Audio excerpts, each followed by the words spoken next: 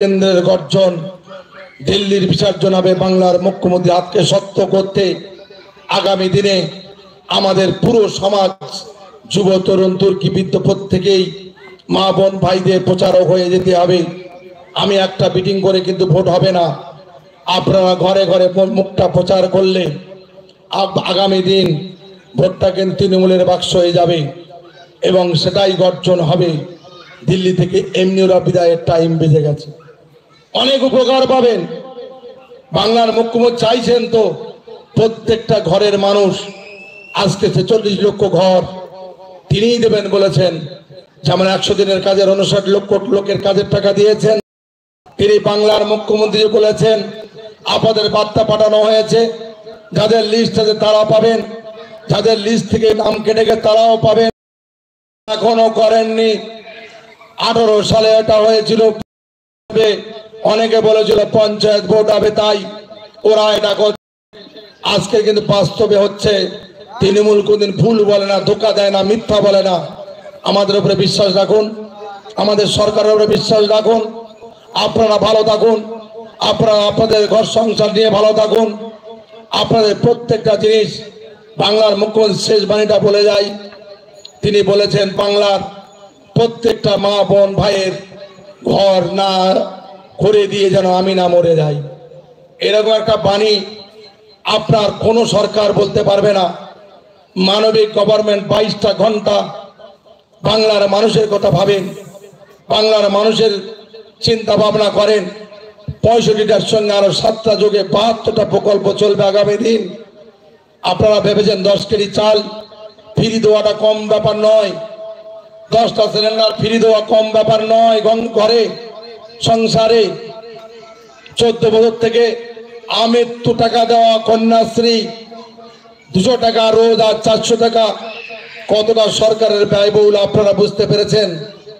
নিত্য প্রয়োজনীয় ডিম আমরা কংগ্রেস গভর্নমেন্ট, কংগ্রেসের বেশিরভাগ লোক এখানে বয়স্ক আছে যারা জানে যে কংগ্রেস গভর্নমেন্টটা সব সময় 2 টাকা 5 টাকা ট্যাক্স নিত, আর ভর্তুকি সার তেল নুন দ্রব্য সামগ্রী প্রতিদিন, আর মুড়ি আদা থেকে আরম্ভ করে রসুন থেকে জিরে থেকে বাজার মূল্যটা কন্ট্রোলিং করেছিল। এরা 4,86,000 কোটি টাকা, 12 থেকে 28% কাপড়ের উপরে কি পরিমাণ, যারা কাপড়ের ব্যবসা করতেন প্রায় বন্ধ হয়ে গেছে। এই জিএসটি তুলে নিয়ে মানুষকেরা ভারতবাসীকে কুকুর বিড়ালের মতো মনে করে। অ্যাক্সিডেন্ট কুকুর মরে গেলে বিড়াল মরে গেলে তার তো ওয়ারিশ থাকে না। এই গভর্নমেন্টটা ঠিক ভারতবাসীকে তাই মনে করে। মানুষের বাচ্চা আপনারা বুঝতে পারছেন না। নিত্য আপনি যখন মুদিখানার দোকানে যাবেন, স্টেশনের দোকান যাবেন, কাপড়ের দোকানে যাবেন, ওষুধের দোকান যাবেন, বুঝতে পারবেন আমার কথাটা ঠিক না বেঠিক। তাম বাংলায় সেই টাকার একটা অংশ পায় বি.আর. আম্বেদকর সংবিধান অনুযায়ী যুক্তরাষ্ট্রের পরিকাঠামোয় প্রত্যেক স্টেট তা পাওয়ার দাবিদার, দাবি থেকে বঞ্চিত করেছে। কোনোটা মিড ডে মিল থেকে আরম্ভ করে রাস্তা থেকে কাজের টাকা থেকে, এটা কেন্দ্রীয় গভর্নমেন্ট কংগ্রেস করেছিল, ফুল দিত। আজকে বললো হাফ হাফ করে দেব, তাই বাংলার গভর্নমেন্ট মেনে নিয়েছিল, তারপরও দিচ্ছে না এবং জিএসটির টাকাও দিচ্ছে না। তার বিরুদ্ধে প্রতিবাদের ভোটটা গর্জন আকারে দিতে হবে। আমি অনুরোধ করব ইন্ডিয়া গভর্নমেন্ট আসুক, আপনারা দোয়া আশীর্বাদ করবেন।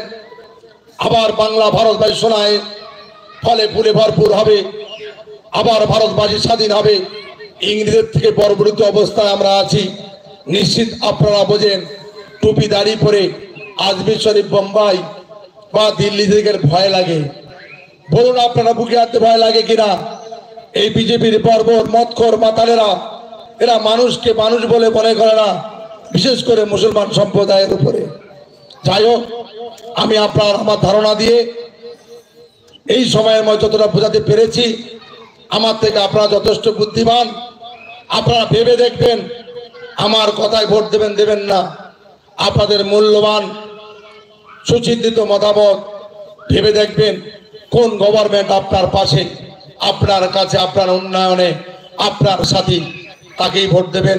এটুকুনি দোয়া আশীর্বাদ চেয়ে সবাইকে ধন্যবাদ জ্ঞাপন করে আমি আমার বক্তব্য শেষ করছি। জয় হিন্দ।